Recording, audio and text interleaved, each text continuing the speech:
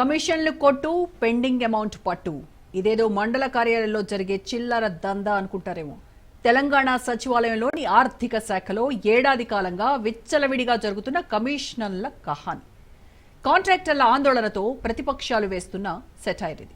వినటానికి సెటైర్లో ఉన్న కమిషన్ల వ్యవహారం వేల కోట్లకు చేరిందనటం అతిశయోక్తి కాదు.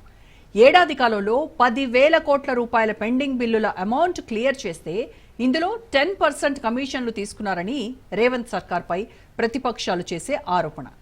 కమిషన్లకే 10% అంటే అక్షరాల 1,000 కోట్ల రూపాయలన్నమాట.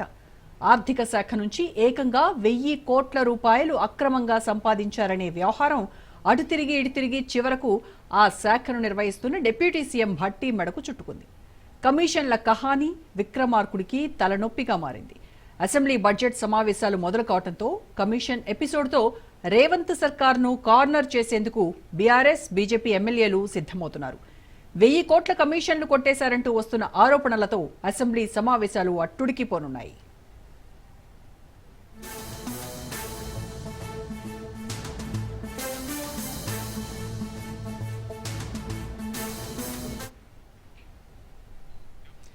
తెలంగాణలో కాంగ్రెస్ అధికారంలోకి వచ్చిన వెంటనే అందరి చూపు ఆర్థిక శాఖపై పడింది. ఎందుకంటే తెలంగాణ ప్రభుత్వ ఖజానా ఖాళీ అయిపోయిందనే ప్రచారం జరిగినా 6 గ్యారంటీలను అమలు చేస్తామని కాంగ్రెస్ ఎన్నికల్లో హామీ ఇచ్చింది. మరి ఈ హామీలను అమలు చేసే బాధ్యత ఆర్థిక శాఖ మంత్రి భట్టి విక్రమార్కపై ఉండటంతో ఈ క్లిష్ట పరిస్థితిని ఆయన ఎలా హ్యాండిల్ చేస్తాడోనని తెలంగాణ ప్రజలు ఆసక్తిగా ఎదురుచూశారు. కానీ గత ఏడాది కాలంగా ఆర్థిక శాఖను నిర్వహిస్తున్న భట్టి 6 గ్యారంటీల అమలుకు నిధులు కేటాయించే విషయాన్ని పెద్ద సీరియస్ గా తీసుకోలేదనే విమర్శలున్నాయి. ప్రజలకిచ్చిన హామీల కంటే ప్రైవేట్ కాంట్రాక్టర్లకు చెల్లించాల్సిన పెండింగ్ బిల్లులకే ఫైనాన్స్ మినిస్టర్ ప్రయారిటీ ఇచ్చారని ప్రతిపక్షాలు ఆరోపిస్తున్నాయి. ఈ విమర్శలను పక్కన పెడితే స్వయాన భట్టి విక్రమార్క 10,000 కోట్ల రూపాయల పెండింగ్ బిల్లుల్ని క్లియర్ చేశామని చెప్పడం కోసమేరు. ఇంత పెద్ద మొత్తంలో కాంట్రాక్టర్లకు పెండింగ్ బిల్లులను చెల్లించినందుకు 10 to 20% కమిషన్లు తీసుకున్నారని బీఆర్ఎస్ బీజేపీ నేతలు తీవ్ర ఆరోపణలు గుప్పిస్తున్నారు.